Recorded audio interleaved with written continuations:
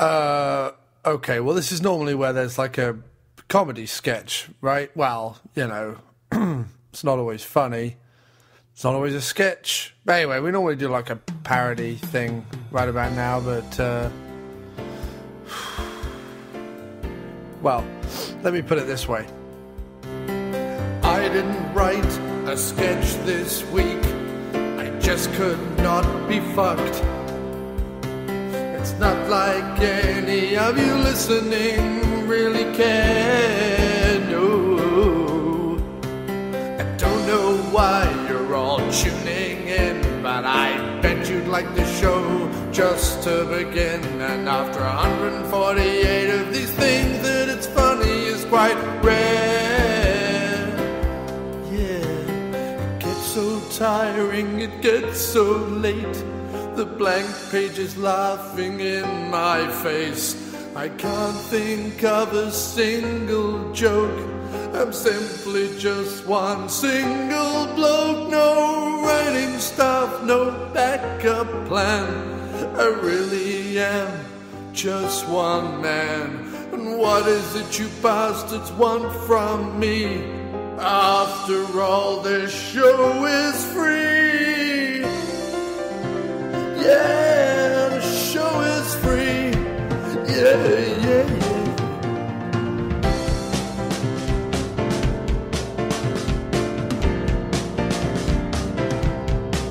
So yeah, I did not write a sketch this week, so please fucking deal with it.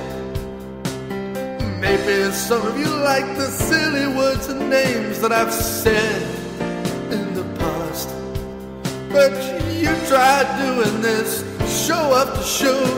Well, what would you write and where would you go? I'm so out of ideas, I'm singing this shitty song instead. Too fast.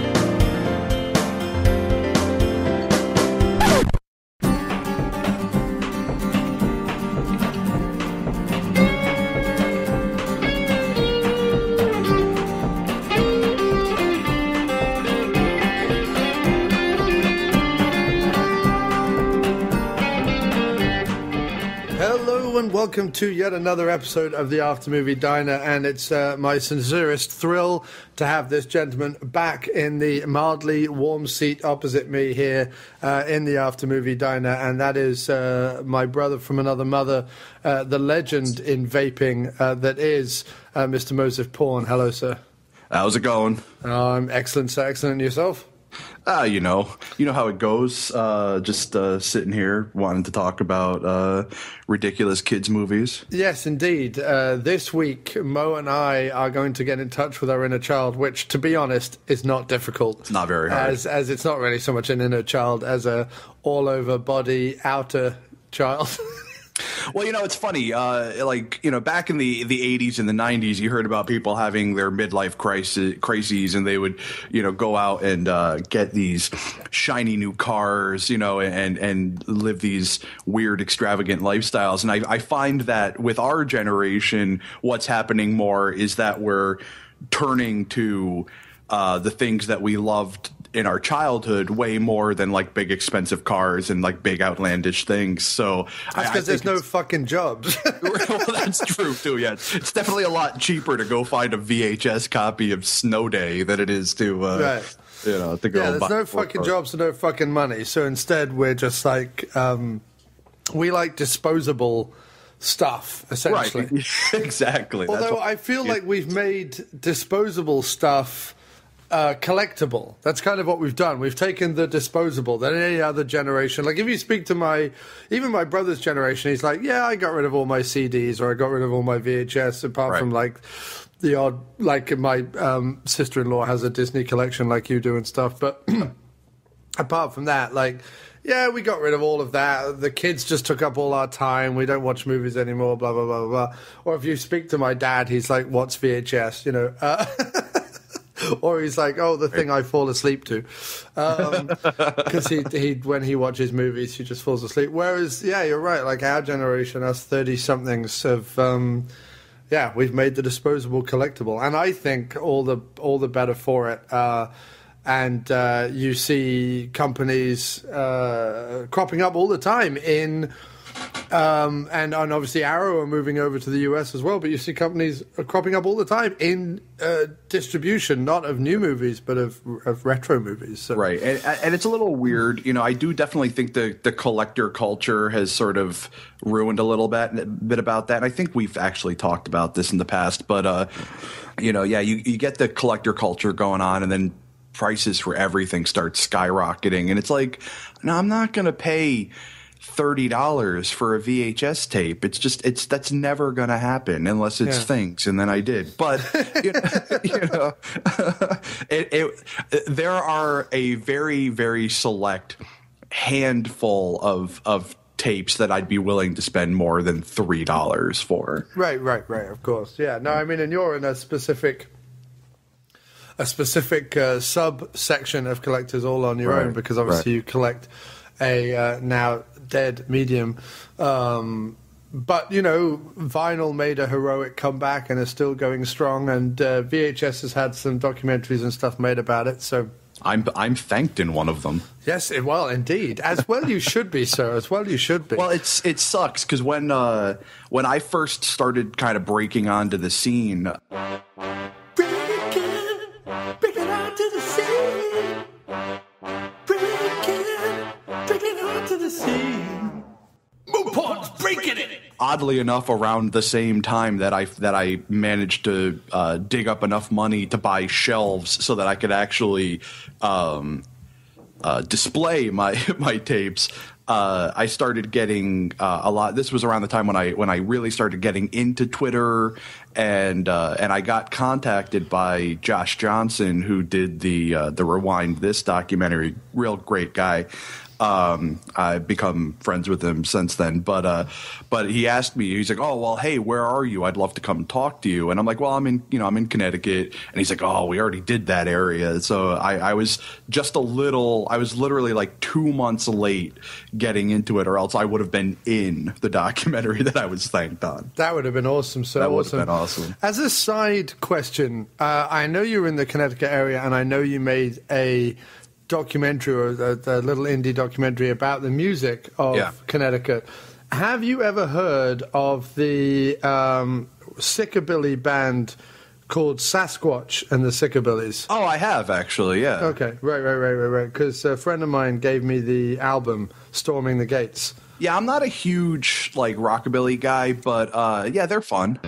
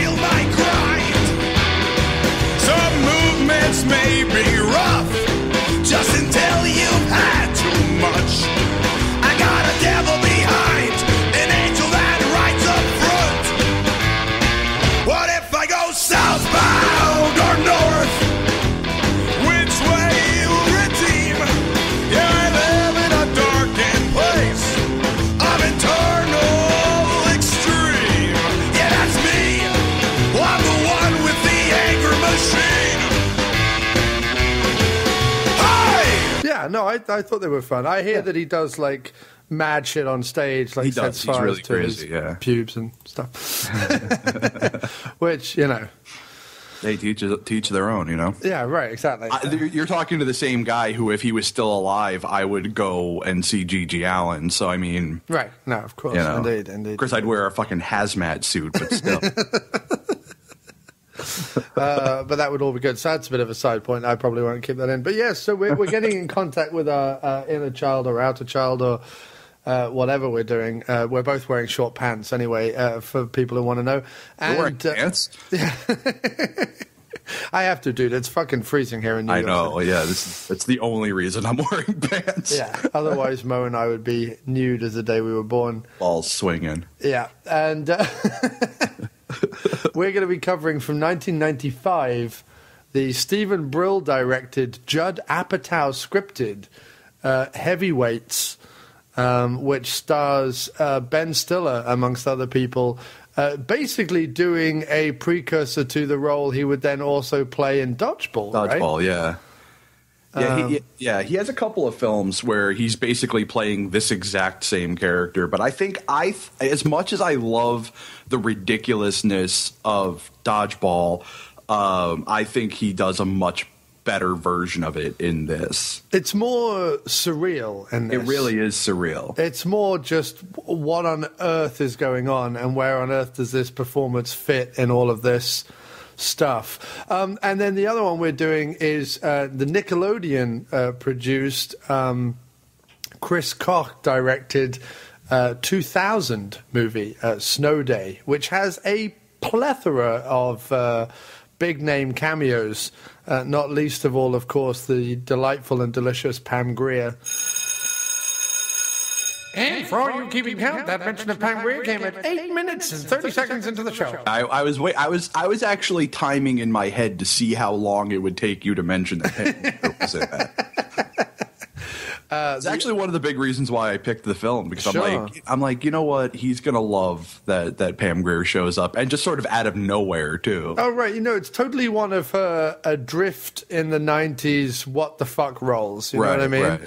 But it's such a great movie though. I don't know which one we want to talk about first, but does it matter?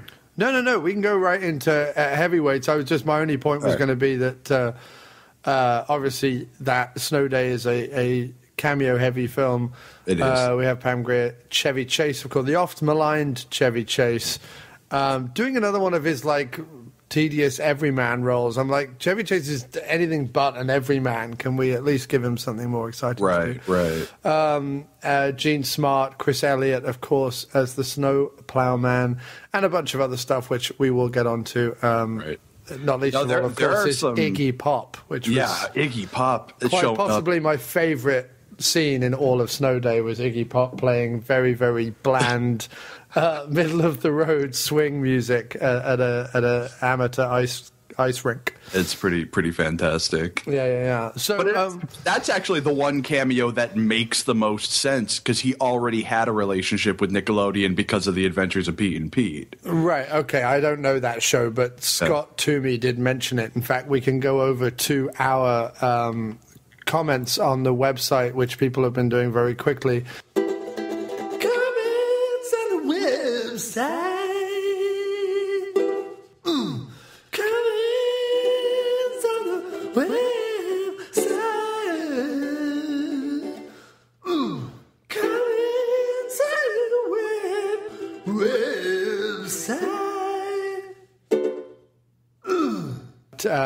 We had Christopher Powell from the Three Black Geeks says, "Holy shit, I love Heavyweights. Ben Stiller was hilarious in it.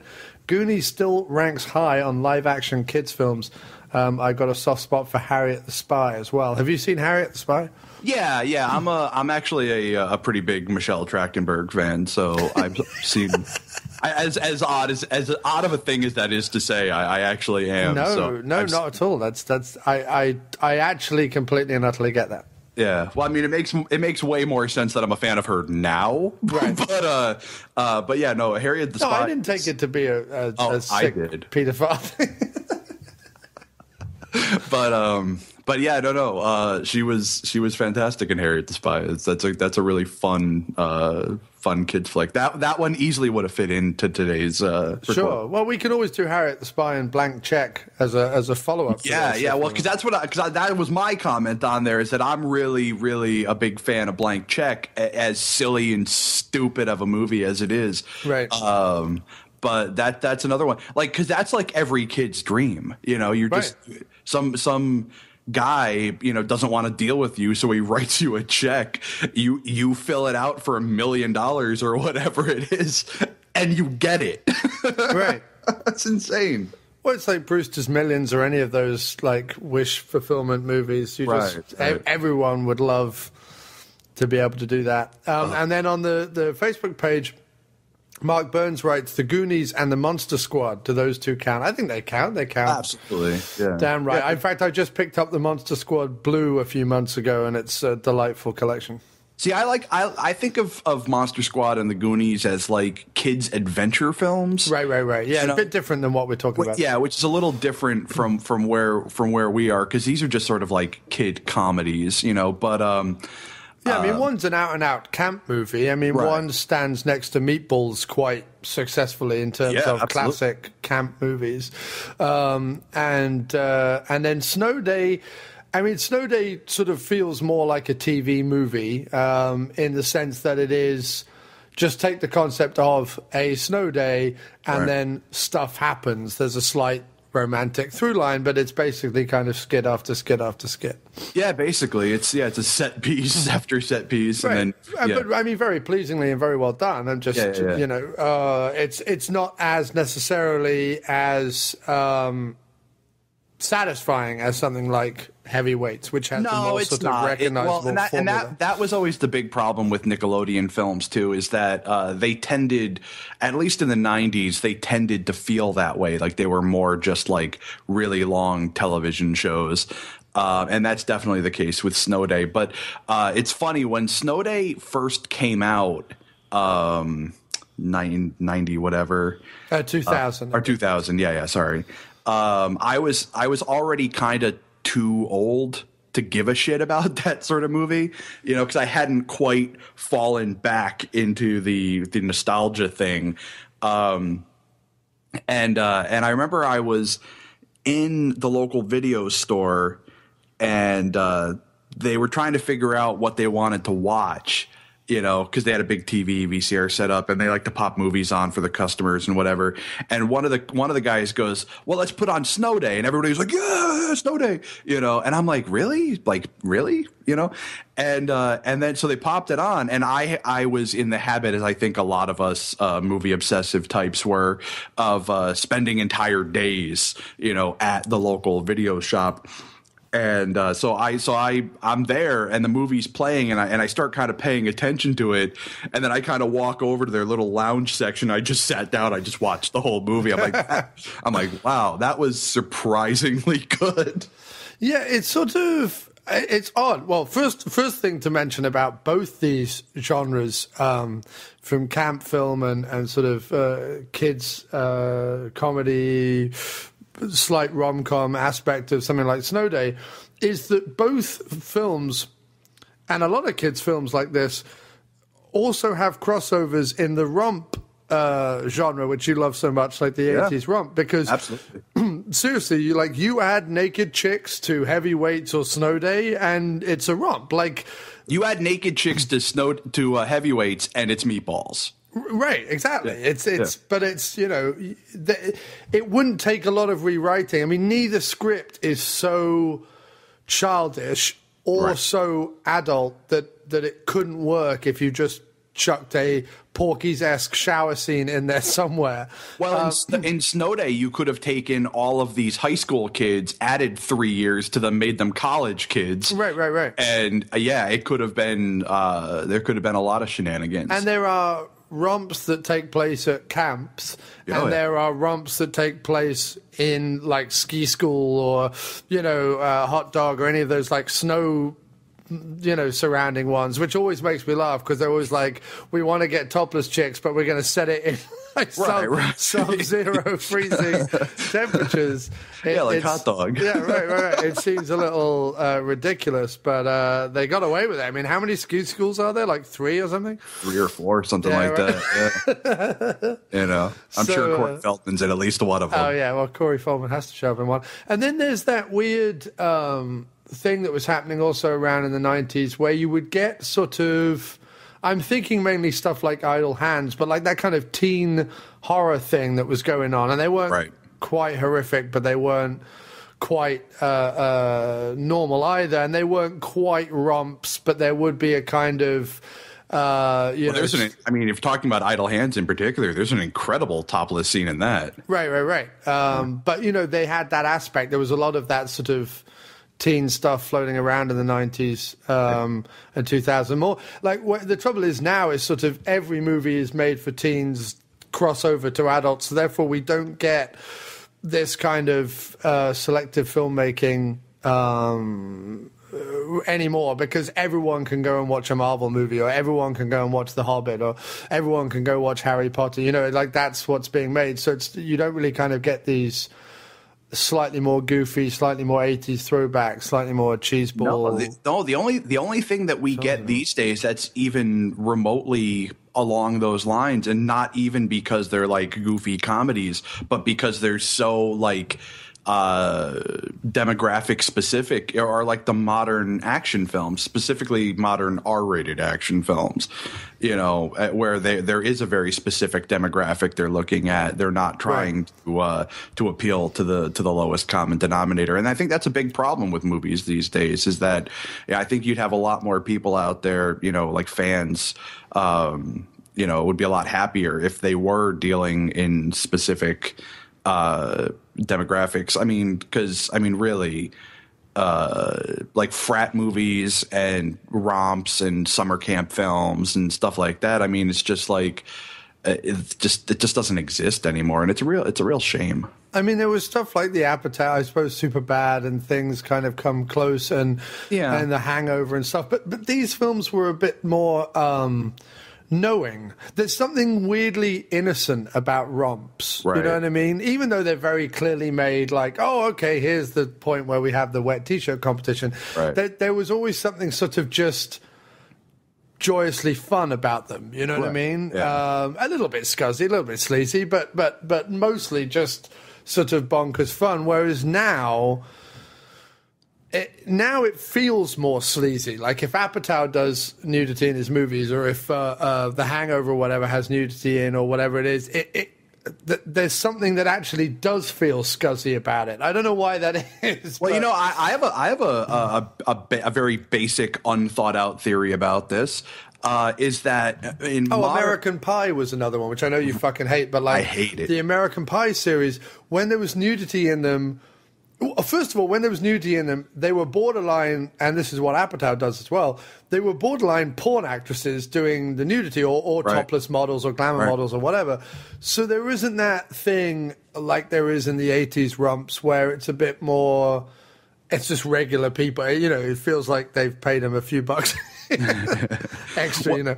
Well, my theory is that which should be more sleazy, but still works better than now. Well, and that's sort of where I'm getting at, is that the intentions behind a lot of the nudity in the romps from the 80s specifically is very sleazy. Like, you know, the producers are like, we gotta get some tits in this fucking thing, you know, and they just leave it to the writers to figure out a way to get the tits in. and it's like the way the writers did it, it was so like rushed and forced that it's like you're not really given a reason why you're showing tits. But now, because every movie needs to have like this story throughout, you know, like you're being told why you're seeing the tits, and it's like, no, I don't want that. I don't want to be told, because now you're making me feel bad. Right. You know, I don't know why, because it was clearly more sleazy in the 80s the way it was done. Absolutely. And the fact that Apatow hires either porn actresses and or glamour models is sort of slightly more respectable, because that's what they do anyway. Like, that's their job, and they're being paid now big Hollywood bucks to do it as opposed to porn bucks to do it. But it's not like in the 60s when they just hired a hippie with, you know, and paid her with pot. Right. This isn't like the 80s, like where I said there was like, let's just get some tits, and then they went down Hollywood Boulevard and picked up whatever 15-year-old was looking for, you know, work in Hollywood, who just got off the turnip truck, you know. Right. And yet, for some reason, something like Porky's feels very kind of innocent and almost sexless. Like, there's nothing particularly, you know, sexy now as an adult watching it. or hot dog or anything like that. It's just sort of pure joy and pure kind of innocence. For some reason, that's what it comes over. You know, the wet T-shirt competition, all that kind of stuff. Seems silly fun. It's all id. Right, it's all, and it's also a glorious day before political correctness, which is just the best thing ever. Right, because now you have to explain yourself, and in the process of explaining yourself, it becomes weird. You're ruining it. Yeah, you're just making it weird. You're making it awkward. But, don't tell me why I'm seeing tits. Just show me tits. Right. So, but anyway, I mean, that was just to sort of link it, because one of the ideas we had, we were going to do some romps on the show, and we might still do that down the line. But I'm watched it. Romps. Yeah, exactly. Me too. And I was watching. In fact, I just picked up a Dozy box set of for them. But watching Heavyweights and Snow Day, I was like, oh, it wouldn't take too much to kind of push these over, because they're such 80s throwbacks. They really do feel like when I was watching Snow Day and it said it was made in 2000, I was like, well, that just doesn't seem right. Like 95 seemed better for Heavyweights than Snow Day should have been made in like 92 or 93 or something. Well, it's so funny because when I go back and I think about, my first experience with Snow Day, I feel like it was the late 90s. I don't feel like it was the early 2000s, but apparently it was. Right. And the other thing is that, to be said about these kind of kids films, there are obvious cults around films like people are mentioning, like Goonies and Monster Squad and stuff, that will be around forever. Like Goonies will get rewatched just like Indiana Jones does or whatever. Like it's that kind of movie. It's up there. But there is also a kind of like me and you, Mo, like we like our romps and things. There is a subsection of people who, and let's be fair, stoners mainly. It really is. And I'm not a stoner, but I mean, I relate to that group of people mentally for whatever reason. There is a kind of subsection of people who like to put on movies like this that aren't exactly, they're not written for that demographic, and yet there's something like joyously, the adult mind can watch something like Snow, especially like Chris Elliott and Snow Day, and put like a whole bunch of stuff into that character that isn't necessarily there on the page, but you can put a whole bunch of funny stuff in there. And these movies, to me, they kind of fit alongside, weirdly, stuff like Airheads or maybe Orange County, or which, funny enough, Shula Fisk is also in. But like those kind of movies that were never big hits, but for some reason kind of hang around as these slightly culty movies in their own way. Right. And I suppose the last one I can remember even trying to do anything like this would be something like School of Rock, I guess, with Jack Black, was sort of the last time we had a full-blown kids movie, but with a sort of anarchic sense of humor of adults. Right. Or at least one that wasn't, like, winking and nodding the entire time. Oh, no, if anything else, if anything, like... No, he goes... School of Rock goes about it very innocently. Right. And that's one of the big reasons why I like it so much, is because it's not meta, it's not self-aware, it's not winking the whole time, Right. It's the same. It's very cool. And yeah, Scott Toomey, to your point about Pete and Pete, he says Snow Day is a classic. It was originally written and intended to be a feature-length movie for the adventures of Pete and Pete. So just fill me in on that. So what is the adventures of Pete and Pete? All right. So the Adventures of Pete and Pete was a show in the 90s on Nickelodeon, starring two brothers who were both named Pete. Right. There was Big Pete and Little Pete. And basically they had like these, it was a very weird show, very sort of ahead of its time, I think.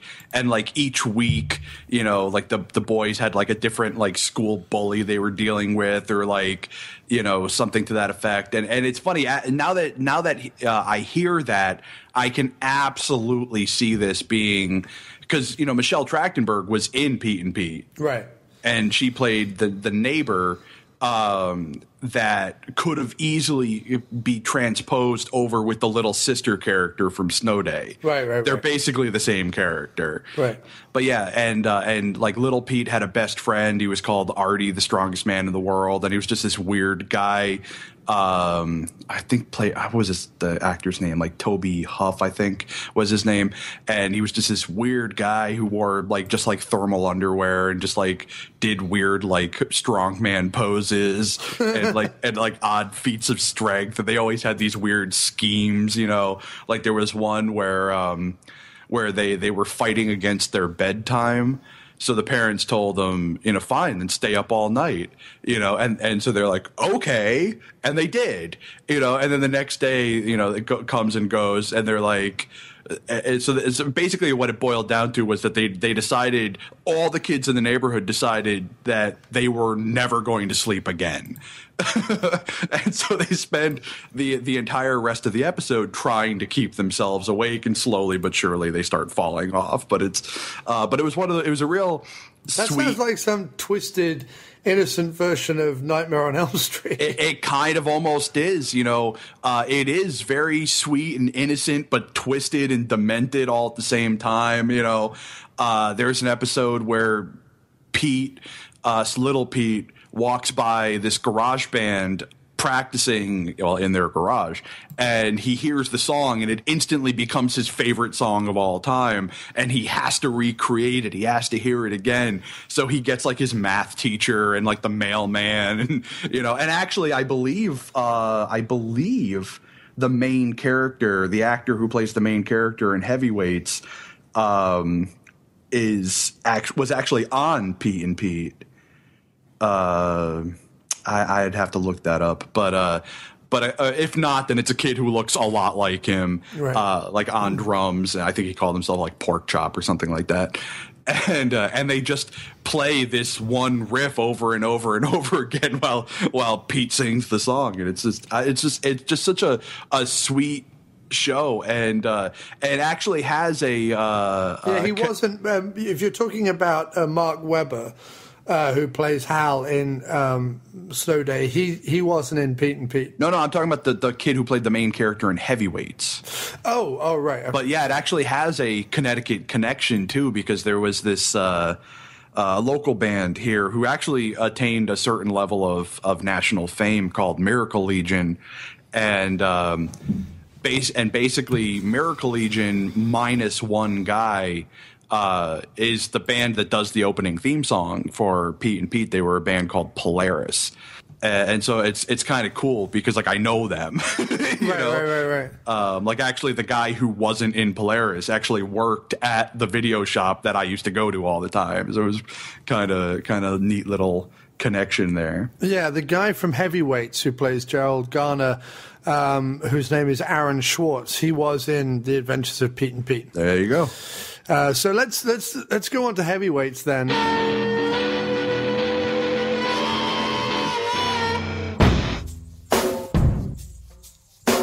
I hung on to Mary's stump, danced with the soldiers' glee. No, not Heavy Tom Waits, like Heavyweights, but Heavyweights the movie. From the everyday world, there is a place where big... Congratulations, Mr. Sims. You are the fattest boy in camp. ...is beautiful. Chipmunks, download! And thin isn't it. This is definitely not sanitary. For Jerry and his friends, it was a dream come true. Until the new owner... That is out of here, mister! Oh, no. Turned it into a nightmare. Lunch has been canceled today due to lack of hustle. Now, after 6 weeks of frustration... Then we're going to climb that 1,000-foot rock face over there. Starvation. There isn't a gummy bear left in this entire camp. And humiliation. Nice swing, you fat tubbo. Everyone having fun? Jerry's out to do something far more important than lose a few pounds. I have a plan. He's out to gain respect. What is going on? You can't kidnap the owner of a camp. Well, the annual Apache Relay. We're as good as anybody. And it's about time we started acting that way. Take them down, Cappy. Walt Disney Pictures presents a comedy for every kid. Tell me the artist and title, please. Cher? Da Vinci's Mona Lisa. Tired of taking it. I'm so slow. It would have been cool to go fast. And ready to dish it out. Heavyweights. So let's go on to Heavyweights then. So Heavyweights, as I said, written by Judd Apatow and Stephen Brill, directed by Stephen Brill. Stephen Brill, for people who don't know, big friend of Adam Sandler's and went on to make Little Nicky, Mr. Deeds, and most recently Walk of Shame. He also, though, was one of the geniuses behind the Mighty Ducks franchise. So it's not all bad. Let's not. So yeah, he's done some stuff, but I mean, you can see he's a fairly sort of regular, standard teenage comedy kind of director, and does that kind of stuff fairly adequately. And it's a movie about a kid who gets duped to go into a fat camp. Or a summer camp where the main people are going to be overweight kids, which appears to be all fun and jolly and whatever, and indeed would be if when they got there they didn't find out that the present owners, played by none other than Ben Stiller's parents, Jerry Stiller and Ann Mira, they have had to sell the camp because they haven't been able to afford it to none other than Ben Stiller, who is this insane. Was a fat kid and is now this sort of insane sort of body beautiful expert who's trying to do all these insane things to get these kids to lose weight. But he's really just sort of an evil, vicious, slightly double personality kind of weirdo, very akin to his role in Dodgeball. And It's all about how the kids kind of sort of make it their own eventually. Like they kind of figure out where they belong. It's for a movie about called Heavyweights about a fat camp. There aren't a lot of overt fat jokes. If anything, it's on the side of the fat kids, which is what's great. Exactly. That's the best thing about Heavyweights is that it's not. There's no like fat bashing at all in it. I mean, except as part of the comedy, right? But I mean, but it's not it's great because it turns into it starts off as like this pretty standard summer camp film, but then almost kind of turns into this great revenge film, right. where they're being punished by the by the maniacal Ben Stiller character and they get it over on him, and it's great. I love it. I think it's just a fun film. I keep saying the word fun, but there's so few words that work. It's Apatow's Freaks and Geeks era. In fact, Paul Feig, who would obviously direct a lot of Freaks and Geeks, shows up here as one of the camp counselors, the ex-fat guy, which is a great joke because.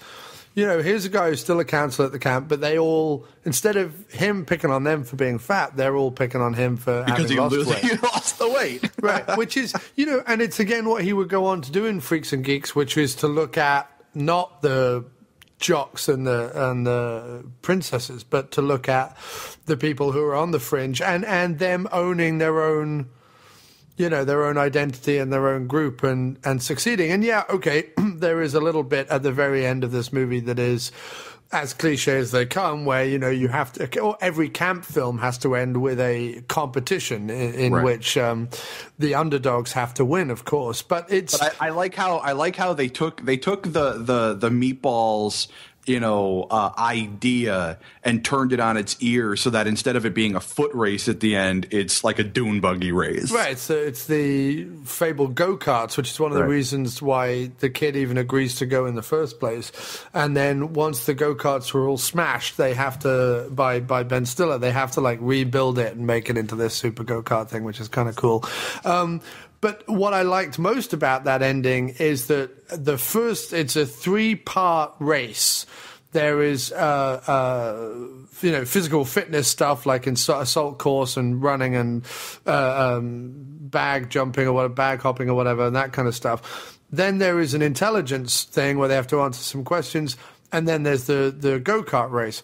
And the interesting thing is it's not like, over the summer we all got into shape and suddenly we can outrun the skinny fit kids. Mm-hmm. They still, while they're doing that opening bit, are falling all over the place, unable to climb up over the thing. They're no good at it. But when it comes to the intelligent bit, when it comes to the go-kart, they then gain ground, as it were.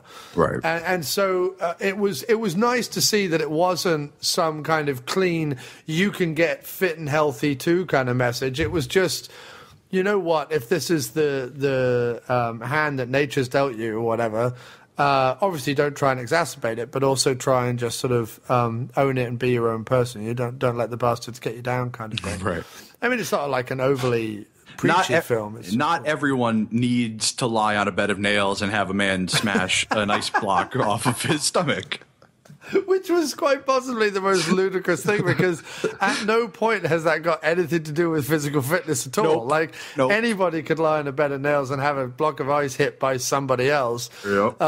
It was just one of those. I mean, Ben Stiller is joyously off the hook in this movie. I mean, it's Ben Stiller show era Ben Stiller, so he's still in the mindset of doing lots of different characters and doing voices and not minding making himself look foolish and so on. It's sort of, unfortunately, Ben Stiller, especially with his work with Noah Baumbach, who if I ever saw on the streets of New York, I would just repeatedly punch in his velvet jacket wearing chest. But unfortunately, with his work like that, Ben Stiller has become this sort of mumblecore, bland, kind of uninteresting leading man who really seems adrift. Like, he really doesn't seem to be able to be having much fun. Even in Walter Mitty, which I know had its detractors, but I thought was okay. It was a bit of fun. There was some nice stuff in it, and I know it's not true to the original story, and I know it's a bit different, but I quite enjoyed it, and I certainly liked a lot of the scenery and things, and Kristen Wiig's always good, and,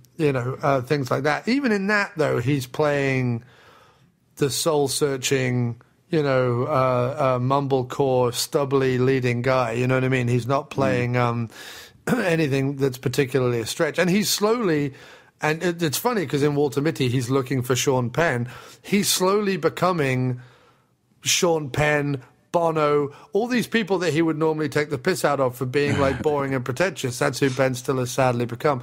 But come back to 1995, he's still fully in the flow of doing ridiculous characters and over-the-top voices, and there's nothing more delightful than seeing him play this deeply broken, deeply offensive, deeply pretentious, over-the-top sort of body beautiful fitness freak who's also just bought the camp. Like, Daddy has some money because Daddy's a lighting fixtures king. I love the moment when he's like, all these lighting fixtures around you were donated by him, and then like this giant chandelier comes down from the middle of the room. There are some absolutely just fantastic jokes that Stiller pulls in this movie. Sure. There's also some really nice things because his character is meant to be able to do lots of like flips and twists and climb high things and all the rest of it. And there's a brilliant joke towards the end where his character appears to do like these somersaults in midair and then land on his feet. Just as he does, it comes to Ben Stiller and he goes, ow, like that. And then he carries on with his spiel. But he's breaking glass on the floor and walking across glass. And as he does so, he's like, ow, ow, like that. And he's like, I have the willpower. And he breaks something else. He's like, ow, ow. It's just really, really well done. I really liked it. There's a lot of really good physical humor in this. Yeah. He's hilarious in it. And out of the two movies, I have to say Heavyweights was by far my favorite. Yeah, it's the better of the two.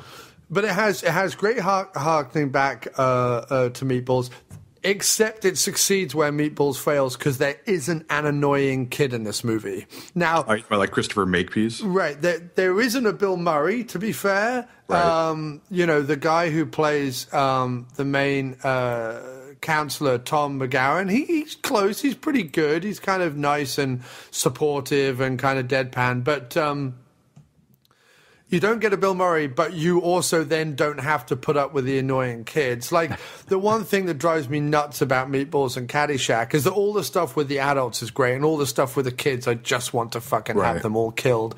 Especially Caddyshack. Anything with the kids or the judge in Caddyshack, it's just not funny. It's almost like painful and annoying to watch. And the genius of this is the kids in this are just so charming and just so watchable and just so enthusiastic. In fact, I mean, one of them, most people will know, Kenan Thompson, would obviously go on to become a big light on SNL. And actually, the scene where we meet him, that character, is brilliant because he's on the plane going there, and he goes, and he kind of like sidles up to the seat that the main character is in, and says, "So you going to fat camp?" And he goes, "What? Why are you asking?" "Because you're fat." Right. And then he's like, "What? Oh, is that your dad?" "Why are you asking?" "Because he's fat."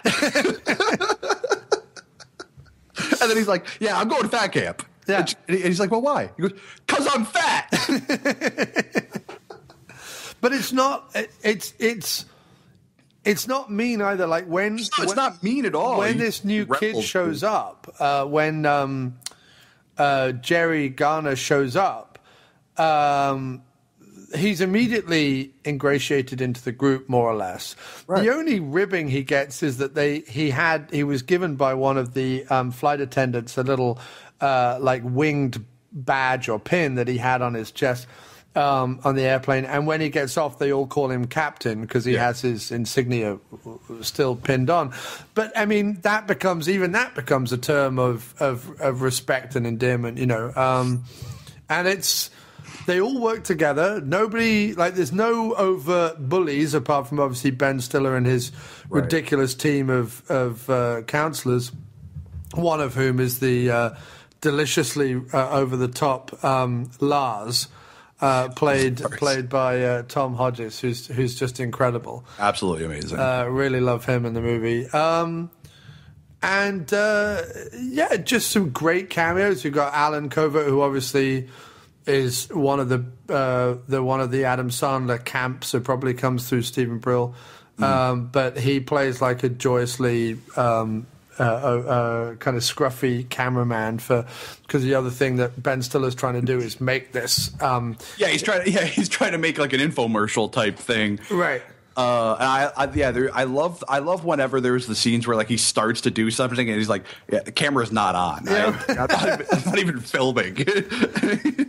And he's like, "Are you filming now?" It's like, "Are you rolling?" And he goes, Speed. He goes, "Does that mean you're rolling?" And he goes, "Yes, that means I'm rolling." And then he immediately goes into hi like that, and he has all the kids force applaud him. And it's the best scene because you see that they've been sneaking in junk food and candy and stuff into the camp via this guy, one of the guy's brothers on the outside. And there's this brilliant scene where they all line up to be like, this is weeks and weeks after Ben Stiller's been apparently depriving them of food and making them do ridiculous exercises, and they're all heavier than when they first came into the camp. Because they've been sneaking in like burgers. I love how it builds up too. He's like, right. "Okay, lost a little weight. That's fine." It's like, "Okay, you put on a little weight. What? Yeah. Okay, you're 9 pounds over." And then like he finally just flips the thing over. "Get off my scale." Get off. But it's I mean, I really enjoyed this one. I really did, and this would definitely be one that I would revisit. And I try to watch this once a year. Yeah, the nice thing about it is like I say, Ben Stiller is such a cartoonish villain that it isn't really mean-spirited. It's just completely over the top. Right. And then there's nothing really. Anyone who's mean-spirited kind of gets the comeuppance. And the message at the end, or the ending, basically is like, just be your own person and do your own thing and make the best of what you've got, kind of thing. It's a surprisingly positive film, right? And I love that Tom McGowan gets to walk away with the hot redhead. Yeah. Hello. Yeah. Who is that? Leia? Yeah, Leia Lale. When you were doing like any like research on this, did you happen to take a good look at the picture for the front cover, like the cover art for the film? Yeah, they changed it, didn't they? It went from just being regular kids dressed in regular clothes to they changed them all over to camp gear. Right. But they also, it's probably one of the worst Photoshop jobs I've ever seen, because it seems pretty obvious that the kids who were posing for that picture weren't the actors involved. Right. You know, because all of their heads are Photoshopped on. Right. And it's just so, I love it. It's so. Well, no, I think what it is I think their bodies have been replaced with the camp outfits, because there's originally a photo that looks much better that is them in just generic kids clothing, and the guy wrapped up in the sub roll that they're all holding up is dressed in generic clothing, and then someone came along and went, I don't think people will understand this is made in a camp, so let's change all their outfits to camp outfits. So that's what happens, and I think that's why their heads look superimposed, is because actually it's the T-shirts that are superimposed. Oh yeah, there it is. Look at that. Yeah. So I think that's what happened. Oh yeah, that's definitely what happened. And apart from the four kids who are clearly in the movie, no one else, like nothing is being sold on the back of Ben Stiller or anything like that. It's like now you'd expect the DVD release now to just have like big Ben Stiller's head on it, and maybe even from Judd Apatow or whatever. Right. Did this even have a DVD release? I don't know. I didn't really look that up. I didn't either. I didn't watched even think to. I just watched the one you sent me, but it's. I mean, I loved it. Jeffrey Tambor shows up as his dad briefly. Even fucking Tim Blake Nelson shows up at the very beginning of the movie just for 5 minutes. But yeah, I was worried. There was a part of me that was a little worried that Paul Feig's character was going to drive me nuts. But actually, I even liked him. I liked the fact that he was, more often than not, he was the one who was like, screw this. He was, more often than not, he was sort of annoyed. Well, and he doesn't get a ton of screen time. So, I mean, he's one of the main camp counselors. But really, once the Ben Stiller camp counselors come on, you don't really see that much of him. It's how you wish life was. I mean, life, I don't mean like zany camp counselors. I mean, you kind of wish people felt about each other more like these kids and everyone felt about each other. You know what I mean? It's true. Because there's no way everyone would be this nice. No, not a chance in hell. You'd be the new guy. You'd be the one getting picked on for at least a month. Right, yeah, exactly. Oh, it's your first time here?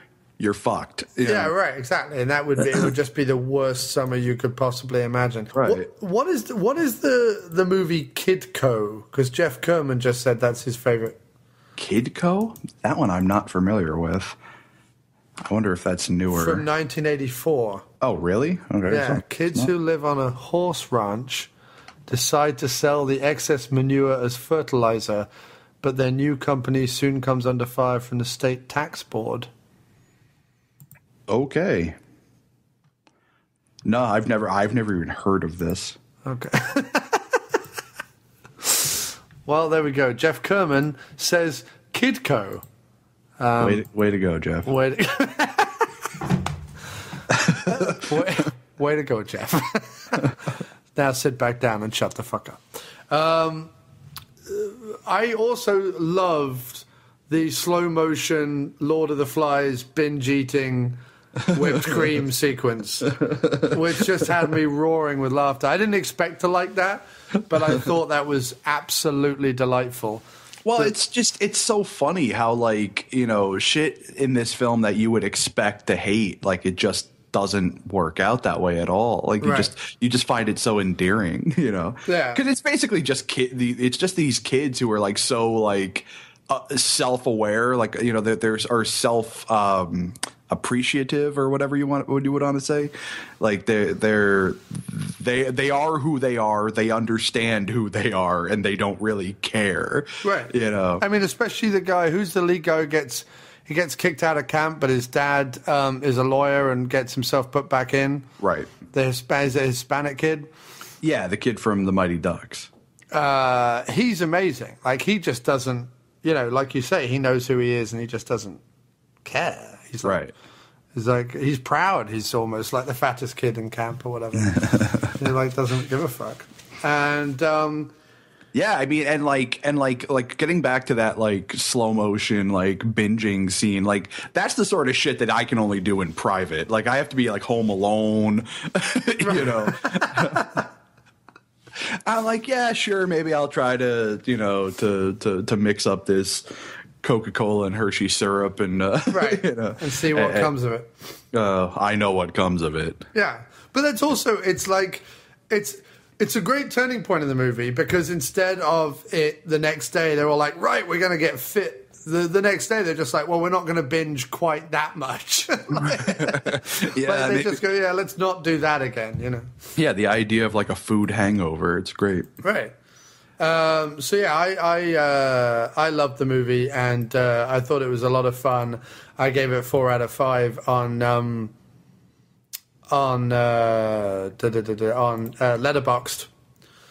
So yeah, I think it's awesome. And, yeah, 4 out of 5 is about right. I mean, I would put it, apart from the Bill Murray factor, I would put it above Meatballs, which I think is pretty damn high in the whole the whole scheme of things. Yeah, I mean, it's not quite, Splits, but what is? Nothing is Splits. Nothing. And don't ever give Splits a 3-star rating. No. Or I will make a video and yell at you. Moe will make a video. Yeah. It has a woman doing a Splits on the cover. It's a sideways cover. It's amazing. And this person above me. Yeah. This person above you who enjoyed the movie. I called them out. Yeah, they're they enjoyed the movie, but I'm an asshole, so. Yeah, I think it was hilarious. But no, I give this 4 out of 5. I think it's pretty good. And like I say, a couple of nudges in one way or the other, and you could have a romp out of this with no problem. Absolutely. So yeah, good times. And then we'll move on to Snow Day.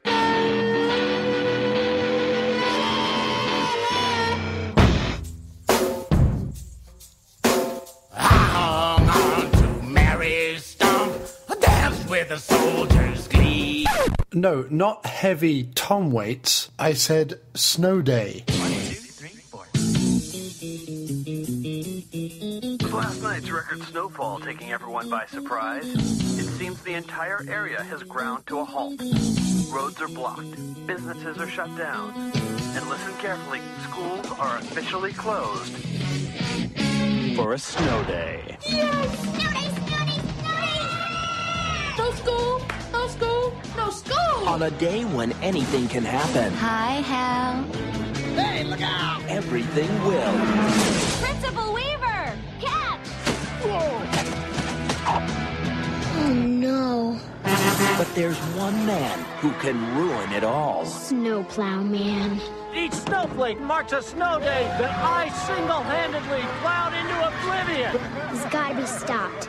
Today. Claire, I know you're watching. What is this? Frank, pan off him. I say try something new. Me. It's a snow day, Claire. Anything can happen. Paramount Pictures and Nickelodeon Movies present snow, and lots of it, folks. I got your standard slush ball. In this, the jelly-filled snow nut. Kids, as unpredictable as the weather. No school. Hey, enjoying your day off? I know I sure am. I gotta go. No rules. Ta-da! You made this for me? Why? It's your favorite animal, a whale. But I like zebras. Huh? No problem. You've stolen your last snow day from us. Oh, now I'm scared. Chevy Chase. Chris Elliott.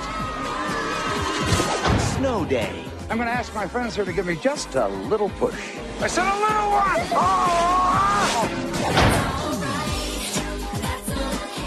Oh! Which I wasn't as enamored with. I knew what they were going for, but I don't feel like it succeeded in quite the way that Heavyweights did. But still an enjoyable time of it. Without coming across as hugely crass. Emmanuel Shakiri is her name. What's her name? Oh, Shikri, or whatever her name is. Claire Bonner is that, but if you took one N away, Boner. You wouldn't be wrong. The thing about this is that she never once takes her top off or anything like that, and there's never a alluring video, a close up of her breasts. But just her presence makes this an R-rated movie. That is not a joke.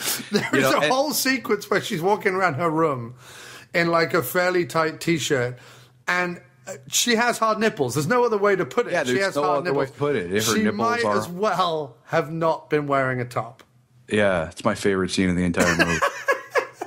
There's also, they go, oh, well, yeah, she's really into diving. So she has to spend a lot of time in swimwear. And it's just, because she looks like a 25-year-old hottie amongst, the rest of them who look sort of 14, 15. Yeah. And it's just, it was, because I know she's meant to be in high school. She's meant to be, 17, 18, something like that. Yeah. In the movie. But it's funny, though. In 2000, she was 22, so I don't feel so bad about... No, but it's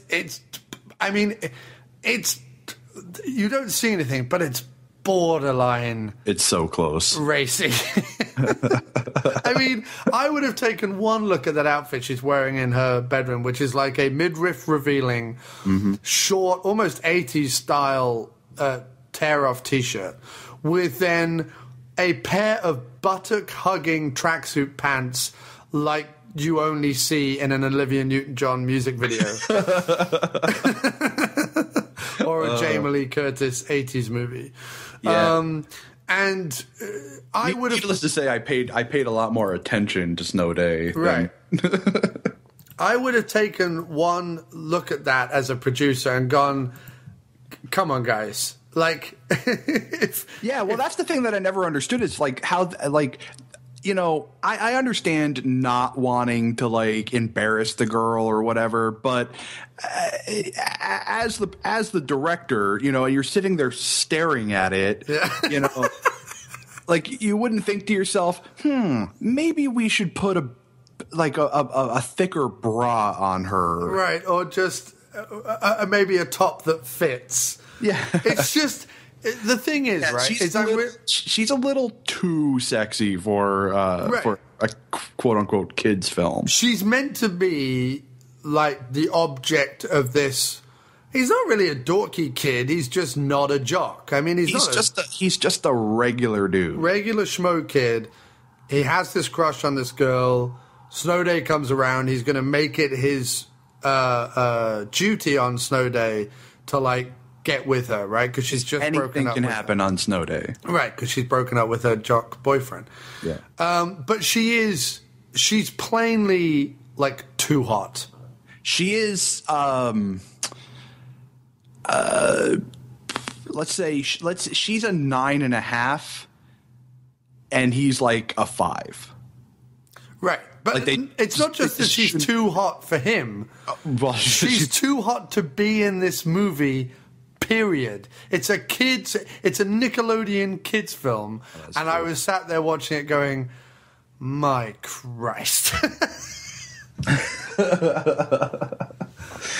You're not kidding. Yeah. So anyway, that aside, we get a wonderful lineup of cameos as we went through earlier: Chevy Chase, Pam Grier, Iggy Pop.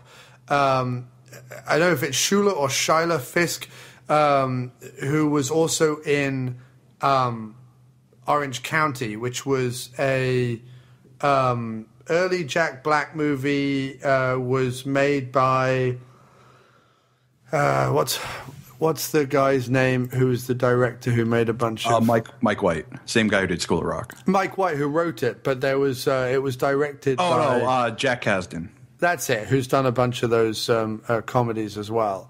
And you'll also notice, although she doesn't have a speaking part, the kind of table of hot girls that Emmanuel Chiriki, sure, don't know how you pronounce her last name, hangs out with.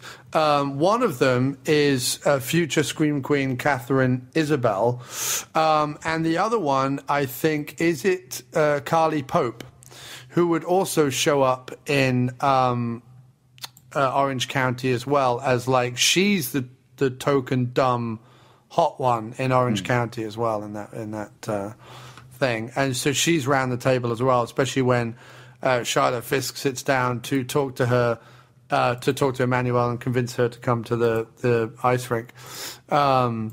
She sat there giving her, the stink eye. And Catherine Isabel gets, I think, one line. Catherine Isabel playing the sarcastic-faced, confused hot chick. Aren't they all? Aren't they all? And basically, what have we got going on? Well, we've got there's a few storylines. There's a bunch of storylines. I mean, we just go from one skit to the next skit to the next skit, don't we? Right. Yeah. Which actually is one of the biggest things that works for the film, because if they had tried to keep it just one storyline and maybe have like a B storyline, it wouldn't have worked. No, it's like each character in this family has their own storyline going on. Right. So we've got the kid, and we've talked about him. He's lovelorn for this incredibly hot woman. And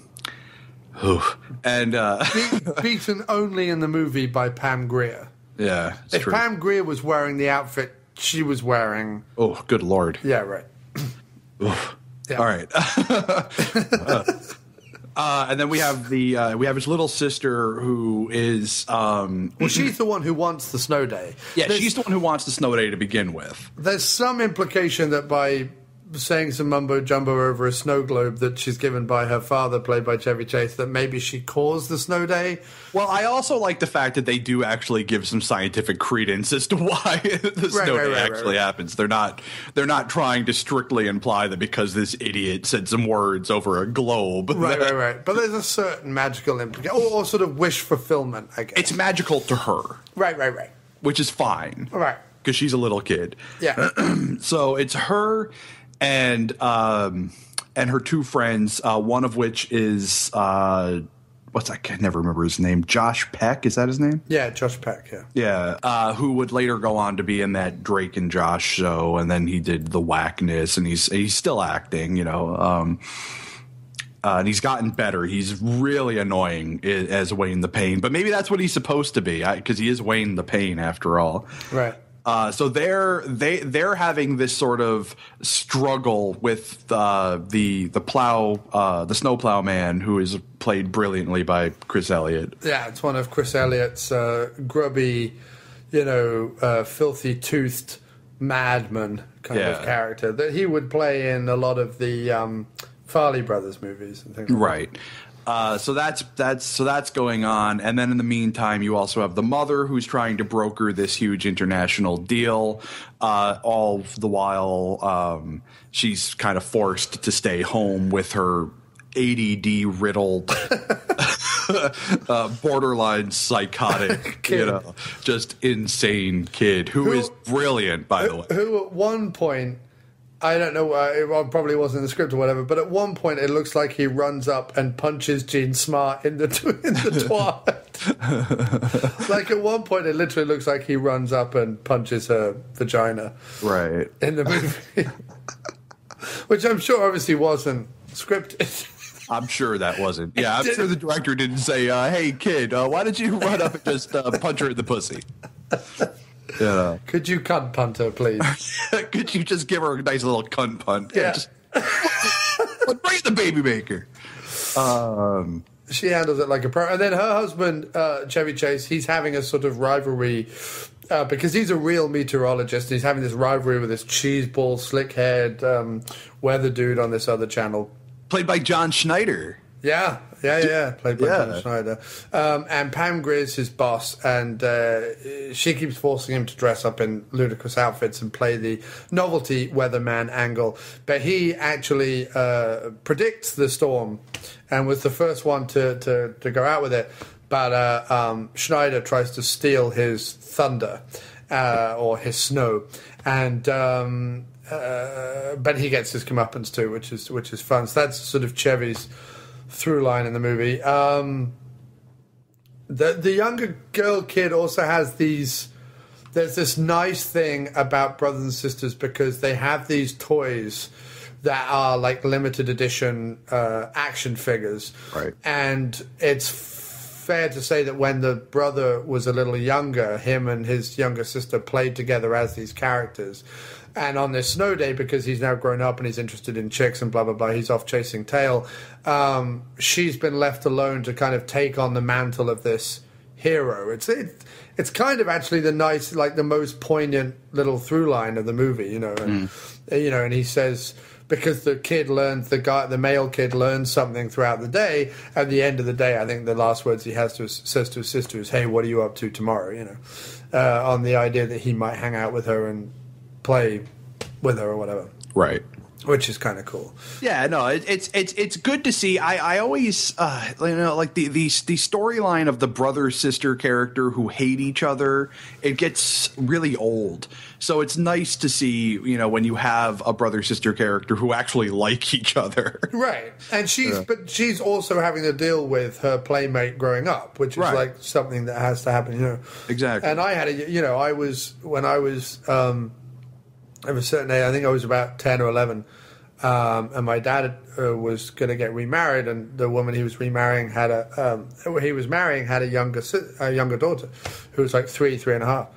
So I definitely found myself at sort of the age of 11 or 12 of having to kind of find something like I could do to hang out or play with my younger sister, and you know, or movies we could watch or something, you know, we could do silly stuff with the video camera or whatever it was. So like I kind of understood the age gap was probably a bit bigger than this movie, but like I certainly felt towards that. I certainly got that. I certainly thought that was kind of a cool thing to whip into the film, which anchored it nicely and made you like both characters a great deal. Oh, there actually is. There's a fourth, not real storyline per se, but there's an ongoing gag that keeps happening throughout the film too. That's almost sort of its own storyline, but not really, and that's the principal. Right. Yeah. Right. Played by Damien Young. Yeah, who is brilliant. He's great in this. And which is a hilarious through line. It's the fact that he loves. He hates snow days because he loves being a principal so much. Exactly. So he's not even like a bad guy. It's just that he hates snow days. And of course, because he hates snow days, kids hate him. So like, just like the entire film, everywhere he goes, he's just constantly being pelted with snowballs from invisible children. You never you don't see who's throwing them. You just see that it's just no matter. You only see once, and that's when the sister throws the first one at him before the snow even starts. Which they've kept in a cooler for the whole year since the last snowfall. Because that would work. Right. That thing would be rock hard. Right. She would have killed him. It's the fact, it's so well done because it's the fact that every time, there's one sequence where he's hiding behind his car, and every time he pokes his head out, within a split second, there are 3 or 4 snowballs hitting him. Right. And it's so well done. You know what I mean? It's so ridiculously well choreographed that it really makes the joke. I mean, if the snowballs were slow, or if they were too small, or if they were too big, or if it was too obviously faked, it wouldn't work. It's the fact that no matter when he puts his face out anywhere, you just get this like all these snowballs hit him all at once. And there's a great sequence where he runs up to the window of the diner where they're all hanging out during the day, and he's like, help me, please. And they're like, pelting with snowballs. And looks at it for like a second. Yeah, and then they go back to what they're doing, and he just sort of slides down the window. In fact, I love the crowd in the diner because there's a great repeat of that later on, where Chevy Chase and John Schneider are having their standoff in this field, and Chevy Chase is like hitting him with all this actual meteorological knowledge, right. And John Schneider doesn't know what the hell he's talking about. That he's like, so who's the real weatherman? Say it with me. And everyone in the diner is like, Tom Branston. Like they're all just kind of hypnotized by this ridiculous going on. It's funny to think that there'd be that many people It's a tiny diner as well. Tuning into the same news station. Right. But, there's also a nice bit, like one of Chevy's nice bits is when he finds out that a kid is doing an ice sculpture of John Schneider's character, and he basically attacks this kid, just it's throttling him and grabbing him, and he's like, take the mic, I'm going he's trying to grab the chisel off the kid, and he's trying to force the mic into the kid's hand, and I thought that was pretty funny. They struggle for a while, and the kid's reaction when the statue falls over is great. He's like, no! So, yeah, I mean, my favorite bits was the ADD kid. That was hilarious, especially when he showed up just painted blue in his pants. And he just the thing I love about that kid is because that's a bit that's so easy to do wrong. Right. Either the writing's wrong or you get the wrong kid. But everything just worked out for this. You got the perfect kid who had just the right balance of obnoxious ADD and just utter sweetheart, Yeah. And he just did the craziest shit. He put his head inside of a lunchbox and started banging it into the wall. It is truly incredible. But the way Chris Elliott reacts when he comes running out of the room, painted blue in his Stars and Stripes underoos, and then he runs out into the snow. And Chris Elliott, who is the one guy throughout the whole movie who is utterly threatening two children, is taken down in that instant by being what the hell is that thing? What the fuck? What's going on? Because it's just some kind of tribal kid just kind of runs out of the thing. And it was very funny. But it's also, again, sweet that by the end of the day, Jean Smart's character, Laura Branston, gives up on trying to do her thing and actually enjoys time with her son. Right. I think the ending voiceover says something along the lines of, she got her life back. And there is a certain thing to this movie that is John Hughes-esque. Right. It all takes place on one day. It all takes place with the same kind of characters. It's got a kind of 16 Candles kind of Breakfast Club thing in there. It's not as skillfully put together or as wordy, but it's in there, I think. Yeah. And then, of course, there's the amazing Iggy Pop sequence. I'm trying to think of how she lures him out of the booth. She tells him that in the bathroom someone's written, I forget the name of his favorite singer. That's what I was trying to think of the guy's name. Al Martino bites the big one. Oh, Al Martino, that's it, yeah. So Al Martino, who's this kind of crooner, this kind of Gene Autry type crooner. I like how they describe the girl. Dude's like, well, who wrote it? And she goes, it's this big weird girl with a dog collar and a snake tattoo on her face. Right. But he is this weird character in this cardigan playing this old crooner stuff with a neck brace on for some reason. That's never explained. That's the best shit when you have these little detail stuff and nobody ever explains it to you. But it's great though, because when they actually do a pretty good job of explaining why they hate him playing music so much, whereas they show the kid skating and he falls asleep while he's skating, right. and just hits the wall and flops right over. That was so well done. That was so, and no one comments on it. He just falls asleep while skating, skates right off the rink, hits the fence, goes completely 180 over the fence. Done beautifully. Such a great pratfall and a genuine gut laugh when that happened. I mean, it is the most criminal underuse of Pam Grier ever. Absolutely. In any film ever. But the fact that she's in it is a bit genius. Yeah, I mean, well, she's just, I mean, 'cause wasn't this at the point in her career where she was sort of wanting to get away from film anyway?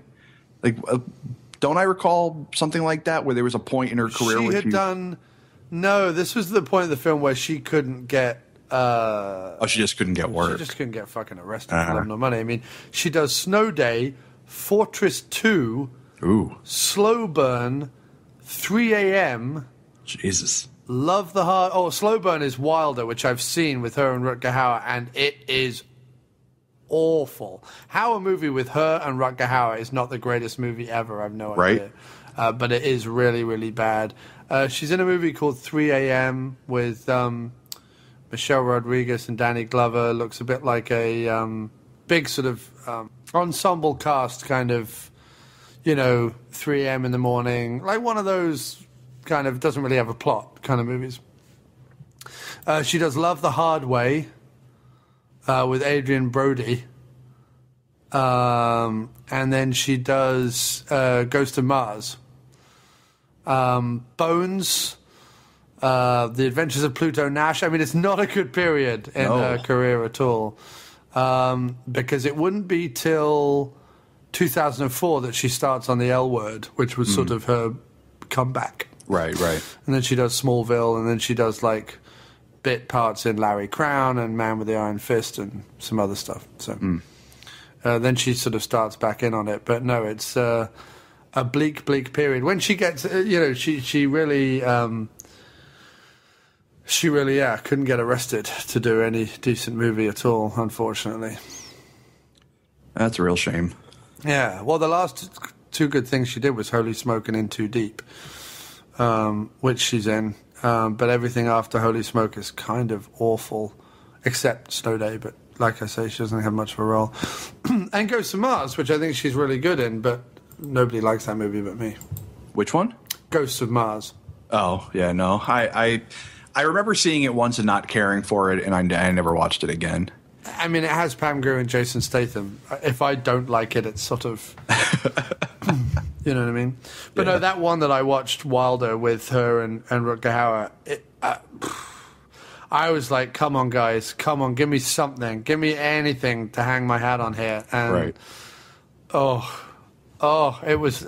How is a movie with her and Rutger Hauer not the greatest film ever? Just that doesn't make any sense to me. Thus proving that the writing can kill anything. Oh, yeah, no, completely. It really, really can. It really, really can.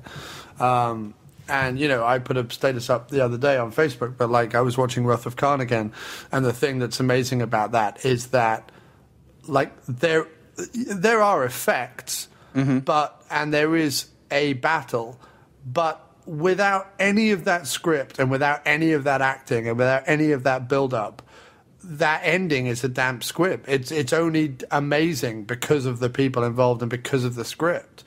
Because it's not a battle of, it's a slow tactical when we see the ship be fire. Yeah, it's the battle of words and things that's going on. Right, exactly. It's not a first-person shooter. It's a game of chess. Right, exactly. Yeah. In a fairly badly rendered meteor storm, or electrical cloud or whatever. Right. But it is, with that soundtrack, with that direction, with that script, with those actors, it's one of the most thrilling climax sequences. And there's no CGI, there's no big fucking aliens, there's no, crazy one-liners from Iron Man. It's just, it is what it is, and it's so well done. And so many movies could really, really learn that to, pay off your ending, you need to have a really strong script, characters, and all the rest of it, Right. Well, I mean, I think most films could take a lesson or two from fucking Wrath of Khan. Right. But how I think some of the other fucking Star Trek films could take learn a lesson or two from it. But how the fuck if you watch that movie again, not with a view to how good the script is or how amazing it is that Shatner and Montalban are doing what they're doing, just bear in mind that at no point are Khan and Kirk in the same room ever. Right. That most of the back and forth they have takes place on computer screens or via communication devices. Right. There's no big set piece to speak of particularly, except maybe the one set piece that there is where the Enterprise is being fired on.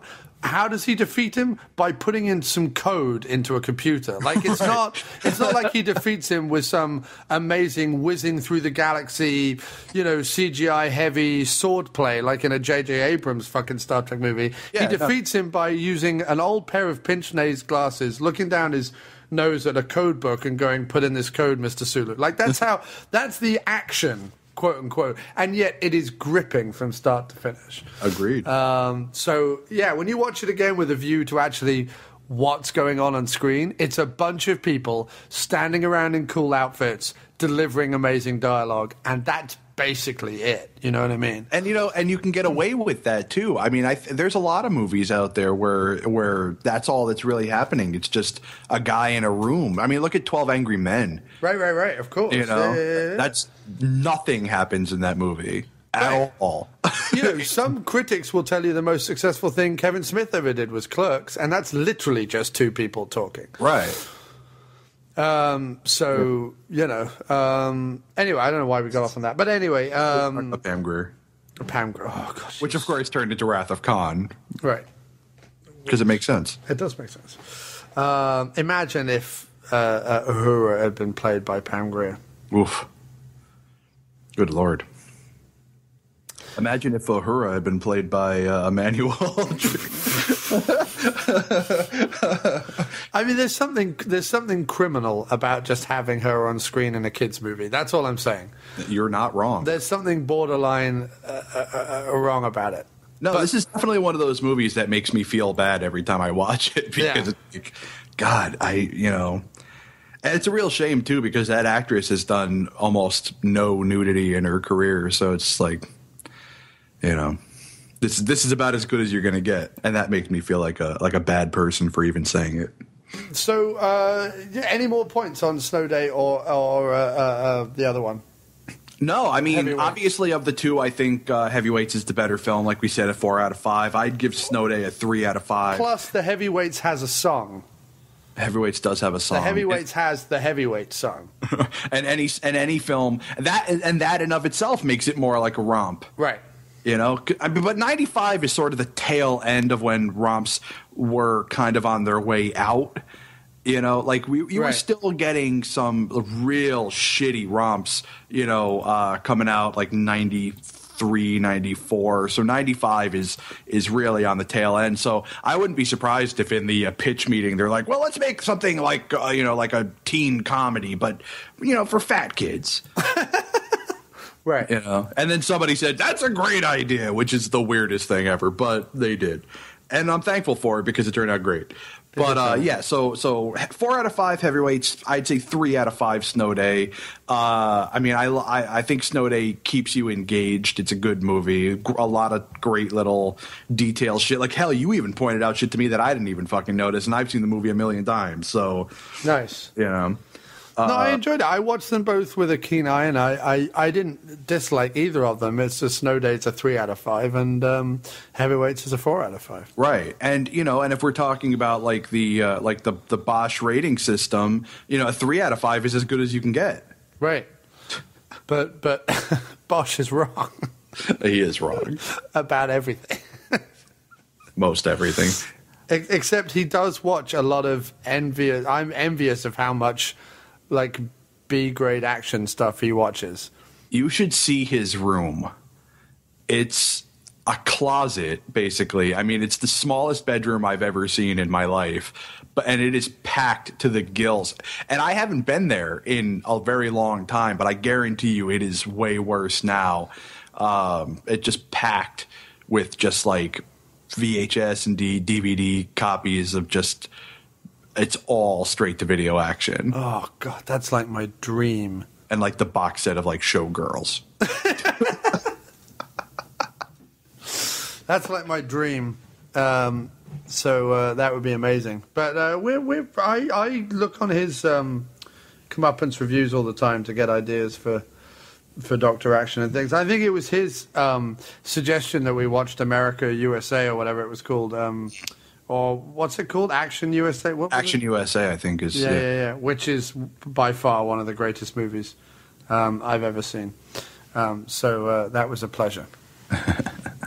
But, sir, I think we're done. I think that was fantastic, and I enjoyed that a lot. Thank you. You're welcome.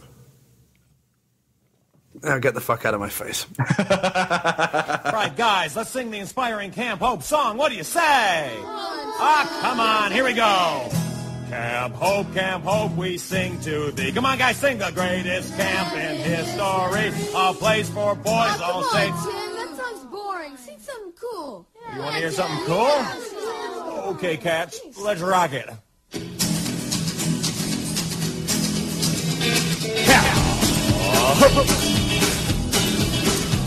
Camp Hope, the place for boys. We got no girls, we got no toys. The bunks are hard, but cabin's hot. Last night a snake crawled in my butt. And sure the shower door is shut. Or else mosquitoes bite your butt. And don't swim past when your friend's made a war slide in the lake. All right, guys, now you get the hang of it. Come on! Camp Hope, please give us food. We're starving in a rotten mood, but still we're hanging with our friends, so we hope summer never ends. All right, sounds good. Here we go. Here's a tip that you should try. If people laugh when you walk by, just walk right up and proudly say, hey, back off, Jack, I'm a heavyweight. Back up, Jack, we're all heavyweights. All right, guys, hey, look who's here. My name is Pat. He's our pal. And I'm Nurse Julie. He's our pal. You know I'm Tim. And I am Kenny the cameraman. Stop that stupid song. You call that music?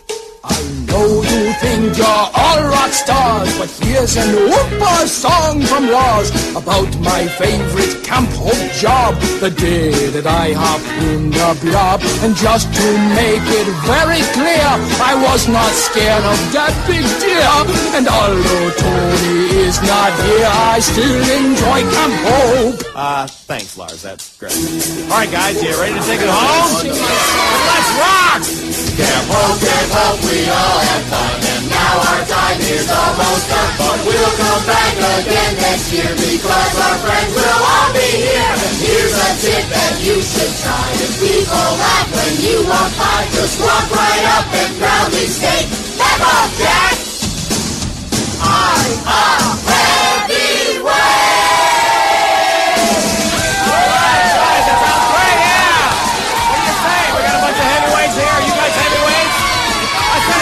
Heavyweight. Jerry, are you a heavyweight? All right, Jerry. Now the rest of you guys, are you all heavyweights? Husband, what do you say? Are we all heavyweights? All right, Pat, are you a heavyweight? I'm a heavyweight. Julie, are you a heavyweight? Mars, are you a heavyweight? I'm a heavyweight. All right, Jenny the cameraman, are you a heavyweight? Yes, I'm a heavyweight. All right, we're all heavyweights. Now, Mars, you think you're going to come back next year? I don't know, Tim. I live very far away. Well, we'll fly you in. And Kenny, the cameraman, you think you can make it back? I might be able to work something out. Oh, that'll be nice. That'll be very nice of you. What do you think, guys? Does Camp Hope rule? Pat, did you hurt yourself with the blob? Yeah, I tore my rotator cuff. Good afternoon. I know what you're thinking. Another guy hawking healing crystals door to door. Well, I don't like to call them crystals. I like to call them transformational facilitators. Perhaps...